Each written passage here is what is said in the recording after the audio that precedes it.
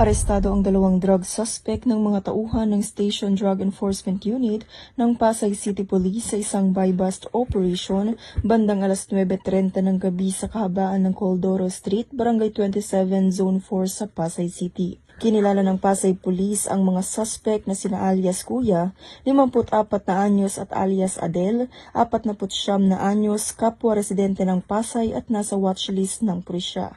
Nasabsam mula sa kanila ang 8 pakete ng hinihinalang shabu na may timbang na halos 8.9 na gramo na may malaking halaga.